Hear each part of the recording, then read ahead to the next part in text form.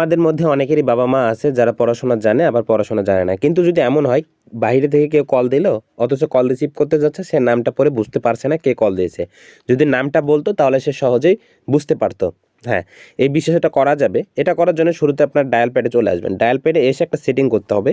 তো এখানে থ্রি ডটে ক্লিক করার পর এখানে সেটিং অপশানে চলে আসবেন। সেটিং অপশান আসার পর জাস্ট একদম নিচে স্ক্রল করে চলে আসবেন। দেখেন এখানে লেখা আছে কলার আইডি অ্যান্ড অ্যানাউন্সমেন্ট। এখানে একটি ক্লিক করে দেবেন। তারপরে এই যে অ্যানাউন্সমেন্ট কলার আইডি এখানে ক্লিক দেওয়ার পর এখানে নেভার থাকবে, সবারই থাকবে।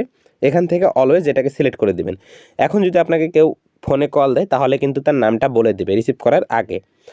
এরপর যেটা করবেন যে অনেক সময় আমাদেরকে কল দিয়ে ডিস্টার্ব করে বিভিন্ন নাম্বার থেকে, যেমন 3 ডিজিট 4 ডিজিট 5 ডিজিট এরকম কিছু নাম্বার থাকে। এই জন্য স্প্যাম কল এখানে এসে see caller and spam ID just এটা শুরুতে অফ থাকবে। এটা আমি অন করে রেখেছি, আপনাদের ক্ষেত্রে শুরুতে অফ থাকবে, এটাকে অন করে দিবেন। তাহলে কোনো স্প্যাম কল আসবে না। অর্থাৎ যে কলগুলো থেকে বিরক্ত করে 3 সংখ্যা 4 সংখ্যা এরকম ডিজিটের কলগুলো আর আসবে না।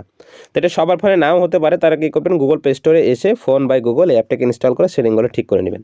আর এরকম ভিডিও পেতে আমাদের চ্যানেলের সাথে থাকবেন, চ্যানেলটা সাবস্ক্রাইব করে দেবেন এবং পরবর্তী ভিডিওগুলো পাওয়ার জন্য।